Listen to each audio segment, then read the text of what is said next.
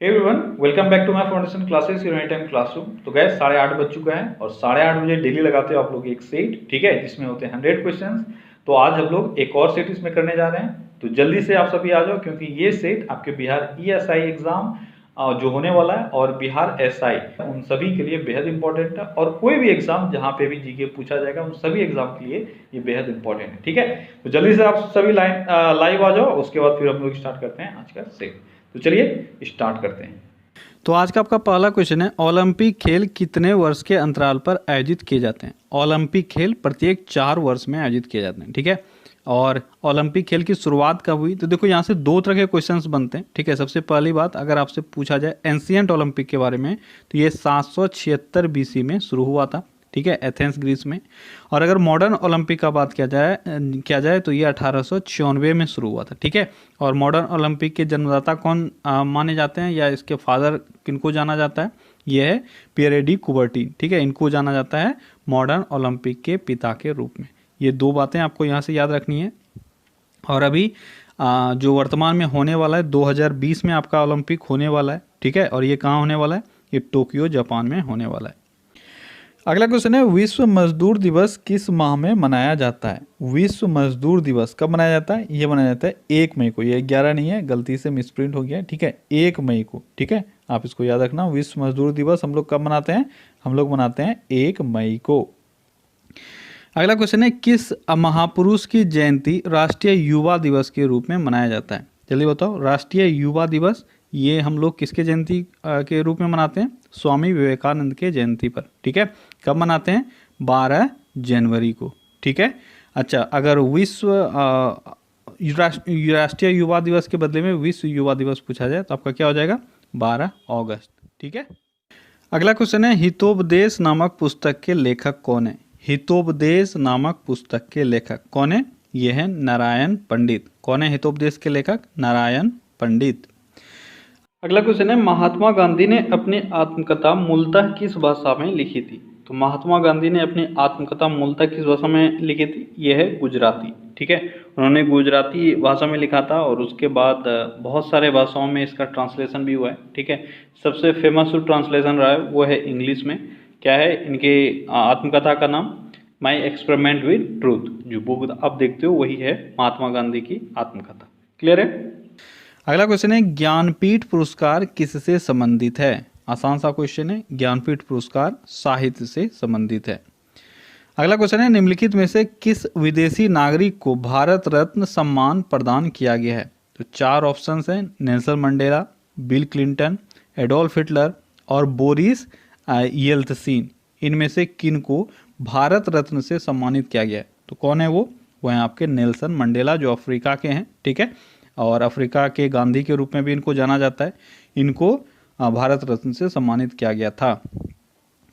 अगला क्वेश्चन है, शांति निकेतन किस महान पुरुष से संबंधित स्थान है। शांति निकेतन रविंद्रनाथ टैगोर से संबंधित स्थान है, ठीक है। अगला क्वेश्चन है, अमेरिका में दास प्रथा का उन्मूलन का श्रेय निम्नलिखित में से किसे है। तो अमेरिका में दास प्रथा के उन्मूलन का श्रेय जो है वह अब्राहम लिंकन को जाता है, ठीक है। अब्राहम लिंकन ने दास प्रथा का अंत किया अमेरिका में। अच्छा, यहीं पे अगर भारत में पूछा जाता तो देखो, भारत में सबसे पहले अकबर ने दास प्रथा को अंत करने का जो आप बोल सकते हो प्रोसेस वो चालू किया था, ठीक है। उन्होंने बहुत हद तक किया भी था, लेकिन कंटिन्यू रहा, ख़त्म नहीं हुआ। बहुत सारे ब्रिटिशर्स ने भी चालू किया दास प्रथा को ख़त्म करने का, लेकिन अल्टीमेटली वो ख़त्म नहीं हुआ। तो 1843 में आकर पहली बार लॉर्ड एलनब्रो ने एक बड़ा स्टेप लिया दास प्रथा को अंत करने का। तो हम लोग बोल सकते हैं 1843 में इसको खत्म करने का शुरुआत चालू हुआ। अगला क्वेश्चन है, भारत के किस महिला को नाइटिंगेल ऑफ इंडिया कहा जाता है। भारत के किस महिला को नाइटिंगेल ऑफ इंडिया कहा जाता है, यह है सरोजनी नायडू।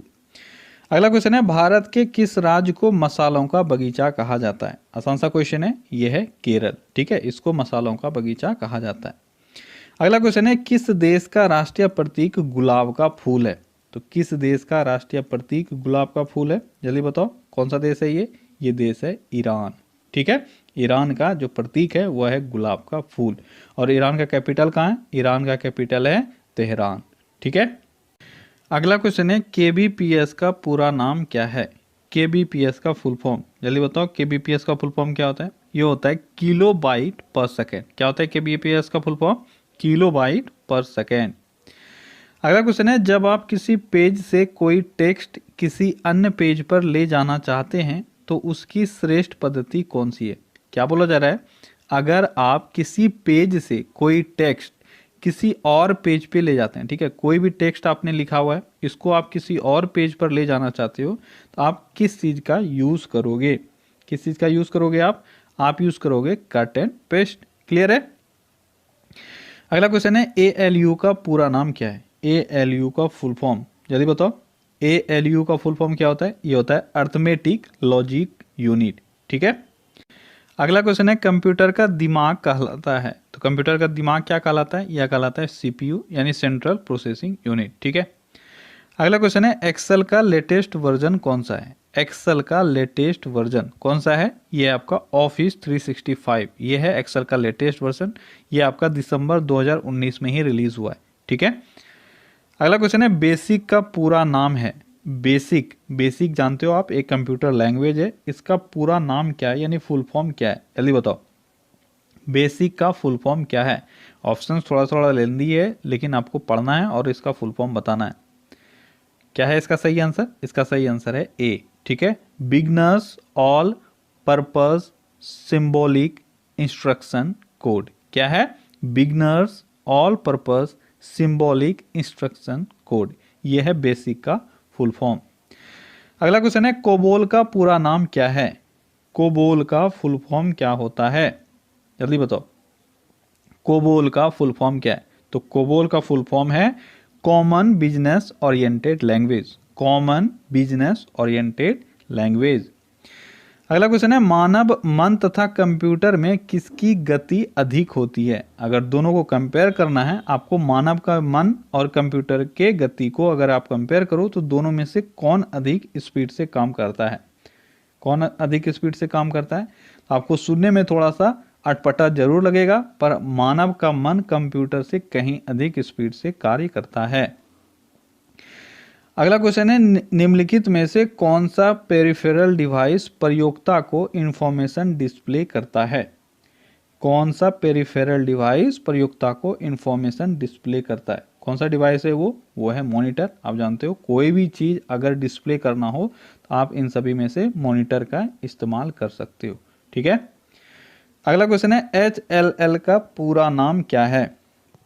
HLL का फुल फॉर्म क्या होता है? HLL का फुल फॉर्म होता है हाई लेवल लैंग्वेज। ठीक है। अगला क्वेश्चन है, रोम का पूरा नाम क्या है? रोम का फुल फॉर्म क्या होता है? आसान सा क्वेश्चन है। रोम का फुल फॉर्म होता है रीड ओनली मेमोरी, और रैम का क्या होता है? Random access memory. ठीक है। अगला क्वेश्चन है, समुद्री जल में सबसे अधिक मात्रा में कौन सा तत्व पाया जाता है? समुद्री जल में सबसे अधिक मात्रा में पाया जाता है सोडियम। ठीक है, बहुत सारे बच्चे यहाँ पे आयोडीन मार देते हैं, आपका सही आंसर होगा सोडियम। अगला क्वेश्चन है, इलायची की पहाड़ियों को और किस नाम से जाना जाता है? इसको हम लोग कार्डमम हिल्स से जानते हैं। ठीक है, इसी का हिंदी नाम हुआ आपका इलायची की पहाड़ी। अगला क्वेश्चन है, एक फसली कृषि किस प्रकार की कृषि का प्रमुख लक्षण है? एक फसली कृषि किस प्रकार के कृषि का प्रमुख लक्षण है? तो यह है स्थानांतरी कृषि का। ठीक है। अगला क्वेश्चन है, कौन से प्राकृतिक प्रदेश को संसार की रोटी की कटोरी कहा जाता है? रोटी की कटोरी या रोटी का डलिया किसको कहा जाता है? किसको कहा जाता है? जल्दी बताओ। ये कहा जाता है स्टेपी प्रदेश को। स्टेपी प्रदेश को रोटी का डलिया कहा जाता है। अगला क्वेश्चन है, निम्नलिखित में से कौन सी जनजाति पशुचारण करती है? यानी इनका मेन ऑक्यूपेशन जो है वह पशुचारण है। कौन सा वो जनजाति है? कौन सा जनजाति है? वह है मसाई जनजाति। ठीक है, इनका मेन ऑक्यूपेशन पशुपालन है। अगला क्वेश्चन है, वह मिट्टी जिसका रंग लौह ऑक्साइड की उपस्थिति का परिणाम है, यानी आयन ऑक्साइड के कारण उसका कलर लाल होता है, तो वह कौन सा मिट्टी है? जल्दी बताओ, कौन सा मिट्टी है वो? देखो यहाँ पे आप अगर आप देखोगे तो आपको लाल मिट्टी भी नजर आता है, लेकिन यहाँ पे लाल मिट्टी कहीं नजर नहीं आ रहा है। तो लेटराइट कलर का मिट्टी है जो है, लेटराइट मिट्टी, इसका कलर भी लाल होता है। ठीक है, और वो लौह ऑक्साइड के कारण ही होता है। अगला क्वेश्चन है डंकन पास किसके मध्य स्थित है? डंकन पास किसके मध्य स्थित है? यह है दक्षिणी और छोटा अंडमान के बीच। ठीक है, डंकन पास दक्षिणी अंडमान और छोटा अंडमान के बीच बीच स्थित है। अगला क्वेश्चन है अंडमान और निकोबार द्वीप समूह एक दूसरे से किससे पृथक हुए हैं? यहाँ पे कोई कंफ्यूजन आपका नहीं बचेगा। ठीक है, जल्दी बताओ, अंडमान और निकोबार द्वीप समूह एक दूसरे से अलग किस चीज से हुए हैं? ये हुए हैं 10 डिग्री चैनल से। ठीक है, आपसे यहाँ पे दोनों तरह के क्वेश्चन पूछे जाते हैं, अंडमान और निकोबार, और अभी जो ऊपर मैंने पूछा था क्या, दक्षिणी और छोटा अंडमान, इन दोनों को भी अलग करने वाला अलग अलग चीज है। ठीक है, अगला क्वेश्चन है हिमालय के सर्वोच्च शिखर माउंट एवरेस्ट की ऊंचाई कितनी है? माउंट एवरेस्ट की ऊंचाई जल्दी बताओ कितनी है माउंट एवरेस्ट की ऊंचाई? तो माउंट एवरेस्ट की ऊंचाई है 8848 मीटर। ठीक है, या तो आपको 8848 मिलेगा या 8850 मिलेगा, दोनों में से कोई भी सही होगा। अगला क्वेश्चन है निम्न में से कौन सी रेखा भारत से होकर गुजरती है? आसान सा क्वेश्चन है, भारत से होकर कर्क रेखा गुजरती है। बहुत बच्चे विषुवत रेखा मार देते हैं, लेकिन अब आपको इस तरह के सिचुएशन पे नहीं रहना है, अब आप इससे बहुत दूर निकल गए हो। ठीक है, आपको पता है भारत यहाँ स्थित है और ये है आपका इक्वेटर, तो कभी भी आपका इक्वेटर भारत से पास होगा ही नहीं, भारत से कर्क रेखा पास होता है, यानी 23.5 डिग्री नॉर्थ। ठीक है, अगला क्वेश्चन है मन्नार की खाड़ी कहाँ स्थित है? मन्नार की खाड़ी कहाँ स्थित है? तो मन्नार की खाड़ी तमिलनाडु के पूर्व में स्थित है। अगला क्वेश्चन है भारत का मानक समय कितने देशांतर का स्थानीय समय है? यह है 82.5 डिग्री ईस्ट। भारत का मानक समय कितना है? 82.5 डिग्री ईस्ट, जो नैनी नामक स्थान से गुजरती है इलाहाबाद में। अगला क्वेश्चन है भारत और चीन के बीच सीमा रेखा क्या कहलाती है? तो भारत और चीन के बीच कौन सी सीमा रेखा है? यह है मैकमोहन रेखा। ठीक है, अगला क्वेश्चन है कोडाइकनाल किस पर्वत श्रृंखला पर स्थित है? कोडाइकनाल किस पर्वत श्रृंखला पर स्थित है? जल्दी बताओ कहाँ है? तो ये पालनी पर्वत शिखर पर स्थित है।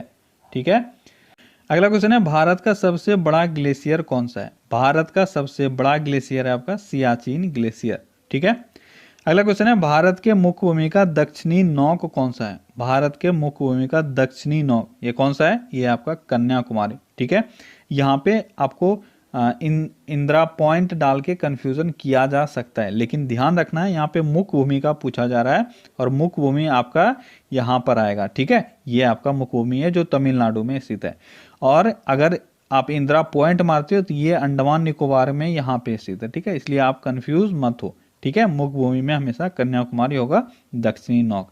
क्लियर है? अगला क्वेश्चन है कटहल में मांसल खाने योग्य भाग है, तो कटहल का खाने योग्य भाग कौन सा होता है? ये होता है आपका सहपत्र और परिदल पुंज, ये दोनों। क्लियर है? अगला क्वेश्चन है अधिकांश पादप वायरस में जेनेटिक पदार्थ होता है। अधिकांश पादप वायरस यानी प्लांट वायरस में जेनेटिक पदार्थ क्या होता है?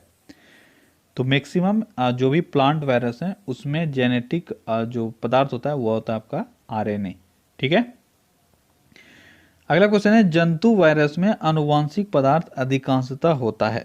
जंतु वायरस में जो जेनेटिकल पदार्थ है, आनुवांशिक पदार्थ है, वह जनरली क्या होता है? वह जनरली होता है डीएनए।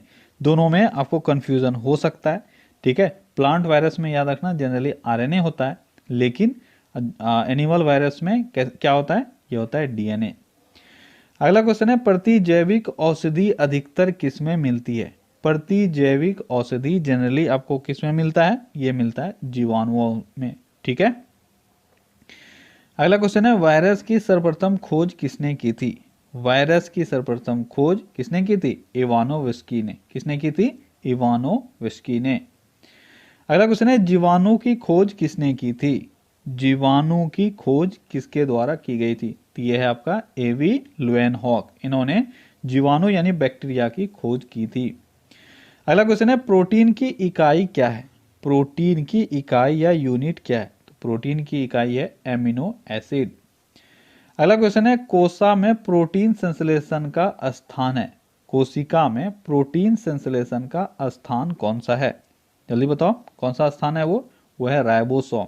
ठीक है, राइबोसोम में प्रोटीन संश्लेषित होता है। राइबोसोम को हम लोग प्रोटीन सिंथेसिस करने वाला पार्ट भी बोलते हैं। अगला क्वेश्चन है किस ताप पर एंजाइम अधिक सक्रिय होते हैं? जो एंजाइम होता है वह किस टेम्परेचर पर सबसे अधिक सक्रिय यानी एक्टिव होता है? तो ये आपका 40 डिग्री टेम्परेचर के आसपास। अगला क्वेश्चन है, शरीर में अधिकतम ऊर्जा संचय किस पदार्थ के रूप में होता है? शरीर में अधिकतम ऊर्जा संचय जो होता है, ऊर्जा जो स्टोर किया हुआ रहता है, वह किस फॉर्म में होता है? किस फॉर्म में होता है? वह होता है फैट के फॉर्म में। अगला क्वेश्चन है, बच्चों में रिकेट्स तथा ऑस्टियोमेलेसिया, रिकेट्स और ऑस्टियोमेलेसिया रोग किसकी कमी से होता है? तो रिकेट्स आपको पता चल गया होगा, रिकेट्स विटामिन डी के कमी से होता है, ये भी याद रखना। ऑस्टियोमेलेसिया ये भी आपका हड्डी का ही एक बीमारी है, ठीक है, यह भी विटामिन डी के कमी से होता है। अगला क्वेश्चन है, बॉम्बे स्टॉक एक्सचेंज स्थित है। बॉम्बे स्टॉक एक्सचेंज कहाँ स्थित है? कहाँ स्थित है? ये स्थित है दलाल स्ट्रीट, मुंबई में, ठीक है। अगला क्वेश्चन है, उत्पादन के साधनों का राजकीय स्वामित्व एक विशिष्ट अभिलक्षण है। क्या है? उत्पादन के साधनों का राजकीय स्वामित्व। क्वेश्चन के वर्ड पे ध्यान दो। अगर किसी भी इकोनॉमी में उत्पादन का जो साधन है उस पर अगर राजकीय स्वामित्व है तो उसको हम लोग किस तरह की अर्थव्यवस्था बोलेंगे? किस तरह का अर्थव्यवस्था हम लोग बोलेंगे? समाजवादी अर्थव्यवस्था, ठीक है। अगला क्वेश्चन है, किसी फर्म का मुख्य उद्देश्य क्या होता है? किसी भी फर्म का मुख्य उद्देश्य होता है लाभ को अधिकतम करना, चाहे कोई भी फर्म हो, ठीक है। अगला क्वेश्चन है, निम्नलिखित में से कौन सा परिवर्ती पूंजी का उदाहरण है? परिवर्ती पूंजी का उदाहरण इनमें से कौन सा है? कौन सा है ये आपका कच्ची सामग्री। जो भी आप देख रहे हो इसमें से कच्ची सामग्री है जो परिवर्ती पूंजी का उदाहरण है, यानी ये जो आप बोल सकते हो ना, बहुत अधिक इसमें चेंजेस आ सकते हैं, ठीक है, इसलिए हम लोग बोलते हैं इसको परिवर्ती पूंजी। अगला क्वेश्चन है, नोबेल पुरस्कार जीतने वाला पहला भारतीय अर्थशास्त्री कौन था? आसान सा क्वेश्चन है, कौन था वो जिसको सबसे पहली बार नोबेल मिला अर्थशास्त्र का? और वो हैं भारतीय अमर्त्य सेन। इनको वेलफेयर इकोनॉमिक्स के लिए नोबेल पुरस्कार से सम्मानित किया गया था। अगला क्वेश्चन है, केंद्र में पहली गैर कांग्रेसी सरकार किस वर्ष बनी थी? केंद्र में पहली गैर कांग्रेसी सरकार किस वर्ष बनी थी? जल्दी बताओ, किस वर्ष बनी थी गैर कांग्रेसी सरकार? तो ये बनी थी 1977 में, ठीक है। 1977 में पहली बार गैर कांग्रेसी सरकार बनी और इस वक्त जनता दल की सरकार आई थी और मोरारजी देसाई बने थे पीएम। अगला क्वेश्चन है, अच्छा अगर यहाँ पर आपसे पूछा जाता पूर्ण गैर कांग्रेसी, यहाँ पे सिर्फ गैर कांग्रेसी है, पूर्ण गैर कांग्रेसी अगर होता तो आपका सही आंसर जो है वह अटल बिहारी वाजपेयी होते, ठीक है। अगला क्वेश्चन है, संघीय प्रणाली का पहला प्रस्ताव भारत सरकार अधिनियम डैश द्वारा किया गया था? संघीय प्रणाली का पहला प्रस्ताव कब लाया गया था? कब लाया गया था जल्दी बताओ। तो ये है 1935, 1935 में पहली बार संघीय प्रणाली का प्रस्ताव लाया गया था।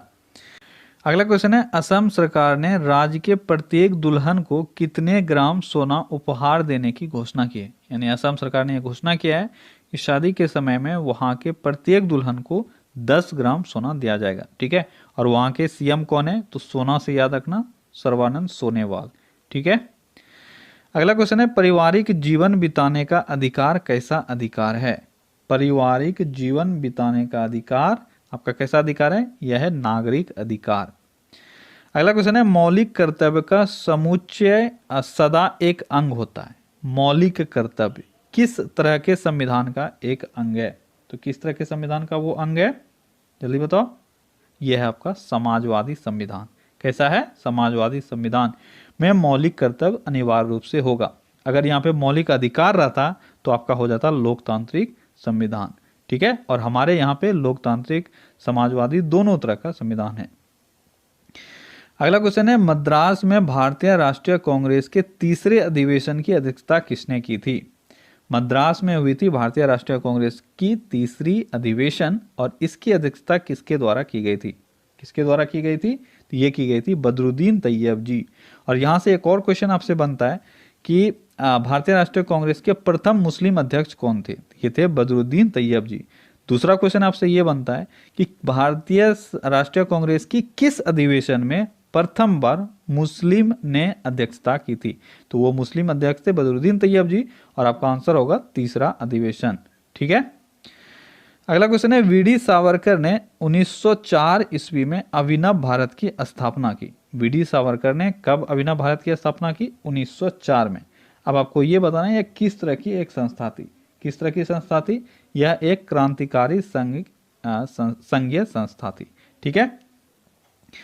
अगला क्वेश्चन है, गांधी जी ने भाग लिया था किस गोलमेज सम्मेलन में? आसान सा क्वेश्चन है। गांधी जी ने किस गोलमेज सम्मेलन में भाग लिया था? तो इन्होंने केवल दूसरे गोलमेज सम्मेलन में भाग लिया था। अगला क्वेश्चन है, हर्षवर्धन की मृत्यु हुई थी। हर्षवर्धन की मृत्यु कब हुई थी? तो हर्षवर्धन की मृत्यु हुई थी 647 ईस्वी में। हर्षवर्धन ने 606 ईस्वी से लेकर 647 ईस्वी तक शासन किया था। अगला क्वेश्चन है, शिवाजी का धार्मिक गुरु निम्न में से कौन था? शिवाजी का धार्मिक गुरु कौन था? तो शिवाजी का धार्मिक गुरु था गुरु रामदास। कौन थे शिवाजी के धार्मिक गुरु? ये थे गुरु रामदास। अगला क्वेश्चन है, निम्न में से कौन सा स्टील संयंत्र भारत में 1955 ईस्वी में पश्चिम जर्मनी के सहयोग से शुरू किया गया? तो दो चीज आपको दिया हुआ है, 1955 में शुरू किया गया और पश्चिम जर्मनी के सहयोग से शुरू किया गया। तो वह कौन सा स्टील प्लांट है? कौन सा स्टील प्लांट है? वह है आपका राउरकेला स्टील प्लांट। कौन सा है? Rourkela steel plant. अगला क्वेश्चन है, किसी क्षेत्र में पेड़ों को उगाने के लिए अपेक्षित न्यूनतम तापमान कितना हो सकता है? किसी भी क्षेत्र में अगर पेड़ को उगना है तो न्यूनतम यानी मिनिमम टेम्परेचर होना चाहिए 6 degree Celsius. On an average 15 से 20 डिग्री सेल्सियस होना चाहिए। अगला क्वेश्चन है, पहली भारतीय महिला फू डोरजी निम्न में से किस चोटी पर बिना ऑक्सीजन के चढ़ी थी? फू डोरजी नाम तो आपने सुना ही होगा। किस चोटी पर इन्होंने चढ़ाई की थी? कौन सा चोटी है वो? है आपका माउंट एवरेस्ट, जहां पर इन्होंने बिना ऑक्सीजन के चढ़ाई की थी। अगला क्वेश्चन है, निम्न में से कौन सा स्थान कॉपर खनन से संबंधित है? कॉपर खनन से संबंधित निम्न में से कौन सा स्थान है? ये आपका खेतड़ी जो राजस्थान में स्थित है। अगला क्वेश्चन है, कुरिंजी पुष्प के 12 वर्ष में एक बार खिलने का कारण क्या है? याद रखना, इस पुष्प का नाम क्या है? नाम इसका कुरिंजी पुष्प। देखो बहुत सारे ऐसे स्पीसीज हैं जो रेयर होते हैं, जैसे फ्लावरिंग सीजन के हिसाब से या किसी भी हिसाब से। ठीक है, तो कुरिंजी एक पुष्प है। बहुत तरह का कुरिंजी पुष्प होता है, कोई 6 साल में, कोई 7 साल में, अलग अलग तरह के कुरिंजी पुष्प हैं। लेकिन ऑन एन एवरेज यहाँ पे ले लिया गया 12 वर्ष। ठीक है, एक कुरिंजी पुष्प ये भी है जो 12 वर्ष में खिलता है। क्लियर है? अब आपको ये बताना है कि कुरिंजी पुष्प 12 वर्ष में क्यों खिलता है। तो उसमें इस तरह के स्ट्रक्चर्स पाए जाते हैं। वहां पे देखो, कोई भी फूल तभी खिलेगा जब उसका जो अंदर में एक हार्मोन है, फ्लोरिजन हार्मोन, जब वो स्रावित होगा तभी फूल खिलेगा। ठीक है, तो इसमें जो हार्मोन है फ्लोरिजन, वो 12 वर्ष में स्रावित होता है, तो 12 वर्ष में खिलता है। ठीक है, इसका एक और खासियत है कि एक ही बार इसमें पूरी लाइफ में एक ही बार फूल आता है। फूल होने के बाद ये पौधे मर जाते हैं। ठीक है, और दूसरा बीज आता है, फिर दूसरा पौधा उगता है। यानी पूरे लाइफ टाइम में एक ही बार इसमें फूल आता है। आपका बांस भी इसी तरह का फूल पौधा है। ठीक है, जिसमें पूरी लाइफ में एक ही बार फूल आता है और बहुत वर्षों बाद फूल आता है। अगला क्वेश्चन है, संसार में सबसे तेज बढ़ने वाला पौधा कौन है? संसार में सबसे तेज बढ़ने वाला पौधा है बांस। ठीक है, अगला क्वेश्चन है, निम्न में से कौन सा अंडद स्तनी है, यानी अंडा देने वाला मैमल है? तो कौन सा है आपका? जल्दी से बताओ आंसर। आपने डकबिल प्लेटिपस तो बहुत पढ़ा है। आज आपके पास दूसरा नाम है, यह है मोनोट्रीम। दोनों को याद रखना। ठीक है, एक तो आपका आता है डकबिल प्लेटिपस, ठीक है, और दूसरा है मोनोट्रीम। ये दोनों अंडा देने वाला मैमल है, देने वाली मैमल है। अगला क्वेश्चन है, RH कारक ने अपना यह नाम किस जानवर से लिया है? तो मैंने आपको बताया हुआ है, RH फैक्टर जो है यह नाम रेहोसिस नामक बंदर से लिया गया है। अगला क्वेश्चन है, RH कारक ने अपना नाम किस जानवर से लिया है? RH फैक्टर जो ब्लड ग्रुप में आपका RH फैक्टर होता है, मैंने बताया हुआ था, यह नाम रेहोसिस नामक बंदर से लिया गया है। अगला क्वेश्चन है, एक वयस्क पुरुष के लिए सामान्य हीमोग्लोबिन मात्रा प्रति 100 ml रक्त कितना होता है? बहुत ही अच्छा क्वेश्चन। अगर आप एक नॉर्मल एडल्ट पुरुष का देखो तो उसमें हीमोग्लोबिन की मात्रा 100 ml ब्लड में कितना होगा? कितना होगा जल्दी बताओ। अगर आता है तो कितना होगा आंसर? यहाँ पे आपका सही आंसर होगा 14.5 ग्राम। ठीक है, जनरली देखो, जनरली जो आपको आंसर मिलेगा वो 15 ग्राम भी मिल सकता है। अगर 100 ml लोगे तो उसमें 15 ग्राम हीमोग्लोबिन आपको मिल सकता है। यहाँ पे एग्जैक्ट आंसर तो नहीं है, इस कारण से आपका आंसर जो होगा वो 14.5 होगा। 14.5 से 15.5 ये ऑन एन एवरेज लिया जाता है इस तरह से। ठीक है, अगला क्वेश्चन है, रेशेदार अस्थि जोड़ पाया जाता है। रेशेदार अस्थि जोड़ यानी आपका फाइब्रस हड्डी का जोड़ कहाँ पाया जाता है? कहाँ पाया जाता है? ये पाया जाता है कपाल में। कहाँ पाया जाता है? कपाल में।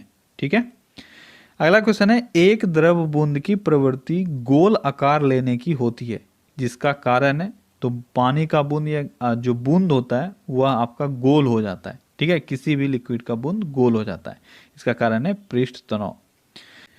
अगला क्वेश्चन है, एक पहिया जमीन पर एक समान स्थानांतरीय चाल से रोल करता है, पहिए पर अधिकतम रेखीय वेग का बिंदु कौन सा होगा? बहुत ही अच्छा क्वेश्चन। क्या बोला जा रहा है, क्वेश्चन समझो।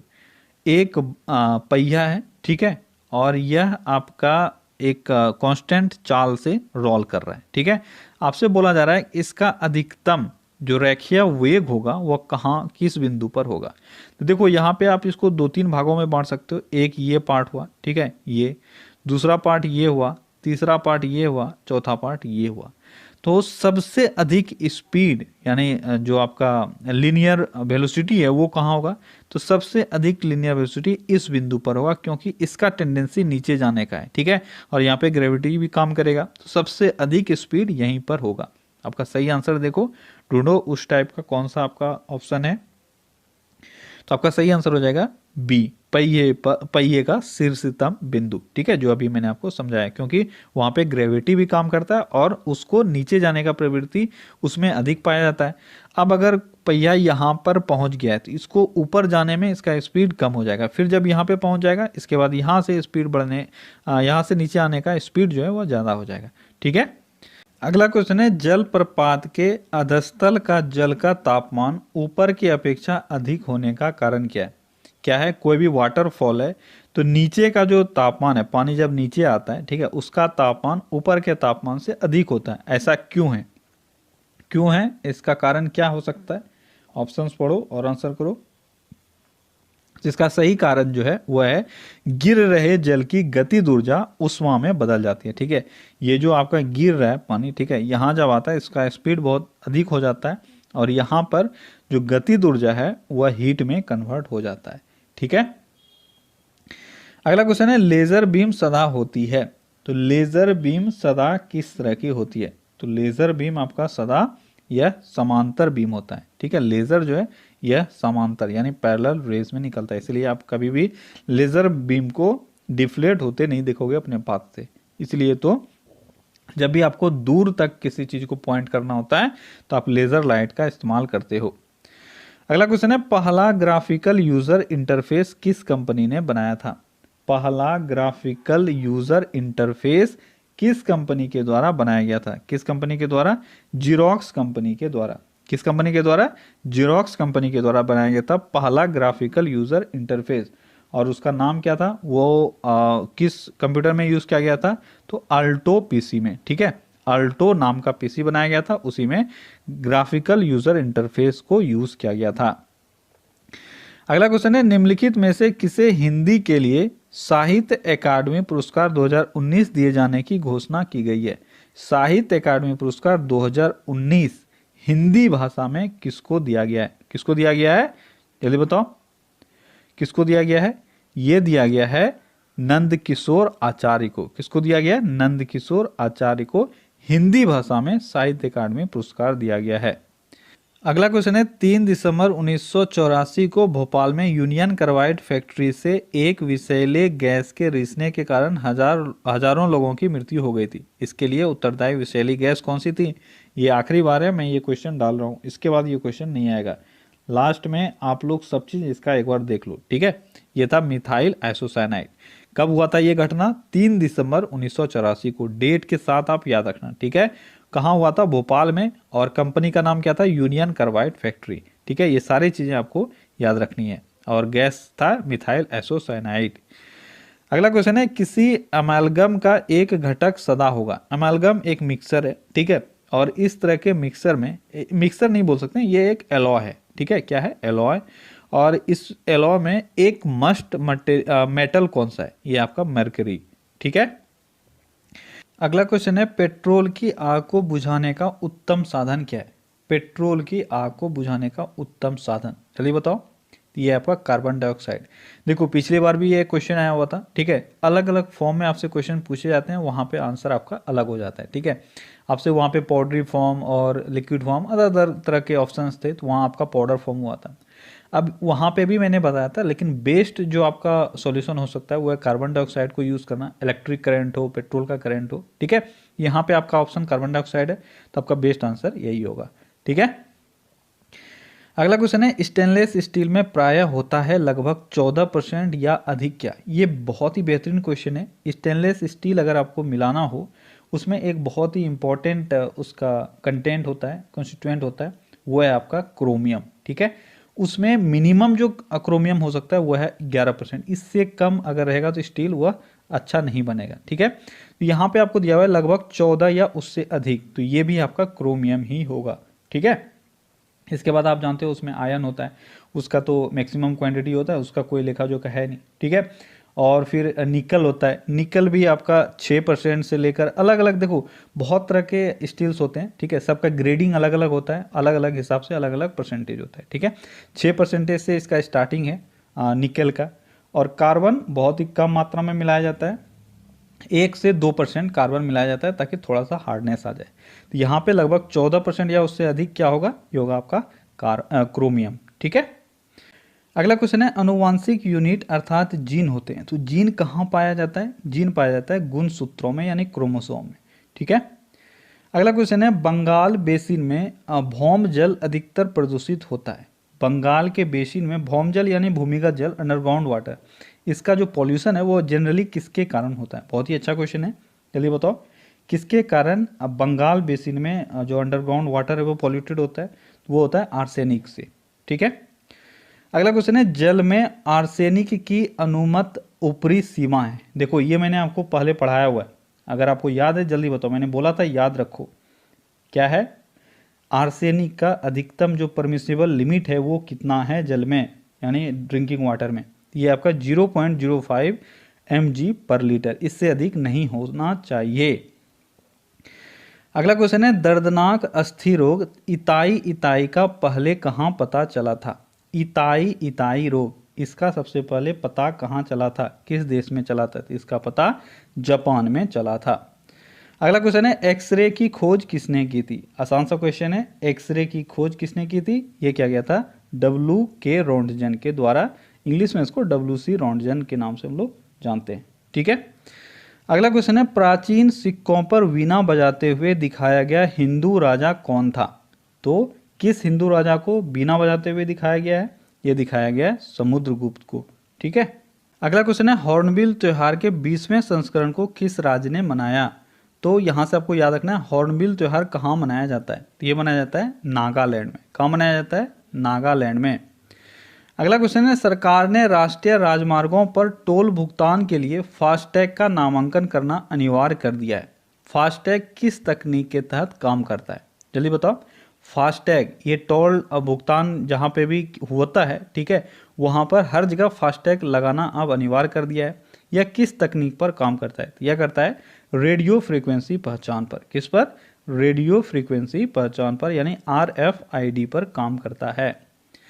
अगला क्वेश्चन है, भारत श्रीलंका संयुक्त सैन्य सेना अभ्यास मित्र शक्ति 7 2019 का 7वां संस्करण कहाँ आयोजित किया गया था। मित्र शक्ति यह श्रीलंका और भारत के बीच में संयुक्त सैन्य अभ्यास है, जिसका आयोजन इस बार कहाँ हुआ था, इस बार इसका आयोजन हुआ था पुणे महाराष्ट्र में। अगला क्वेश्चन है, हज 2020 प्रक्रिया को पूरी तरह से डिजिटल बनाने के लिए दुनिया का पहला देश कौन बन गया है, यह है भारत। हज यात्रा को पूरी तरह से डिजिटल बनाया है भारत ने। अगला क्वेश्चन है, जल शक्ति और आपदा प्रबंधन पर ध्यान देने के साथ एक भारत श्रेष्ठ भारत पर क्षेत्रीय सम्मेलन कहाँ आयोजित किया गया था। एक भारत श्रेष्ठ भारत पर क्षेत्रीय कार्यक्रम कहाँ आयोजित किया गया था, कहाँ किया गया था, यह किया गया था जम्मू में। अगला क्वेश्चन है, उस पहले अरब देश का नाम बताइए जो G20 अध्यक्ष पद ग्रहण करेगा। यानी ये पहला अरब देश होगा जो G20 का अध्यक्ष बनेगा। ये कौन सा देश है? ये देश है सऊदी अरब। ठीक है। अगला क्वेश्चन है, 1 दिसंबर 2019 को कंट्रोलर जनरल ऑफ अकाउंट्स यानी CGA के रूप में किसे नियुक्त किया गया? कंट्रोलर जनरल ऑफ अकाउंट्स किसको नियुक्त किया गया है 1 दिसंबर 2019 को? किसको किया गया है? ये किया गया सोमा राय बर्मन को। अगला क्वेश्चन है, 2 दिसंबर 2019 को एशियाई विकास बैंक के 10वें अध्यक्ष के रूप में किसे नियुक्त किया गया? 2 दिसंबर 2019 को एशियाई विकास बैंक के 10वें अध्यक्ष के रूप में कौन नियुक्त हुए हैं? जल्दी बताओ। तो ये नियुक्त हुए हैं मात्सुगु आसाकावा। मात्सुगु आसाकावा को ADB का नया अध्यक्ष नियुक्त किया गया है। ठीक है। तो ओके गाइस, तो ये था आज का आपका टॉप 100 क्वेश्चंस। चलिए कल फिर से मिलते हैं अगले सेट में। Till then take care, bye bye.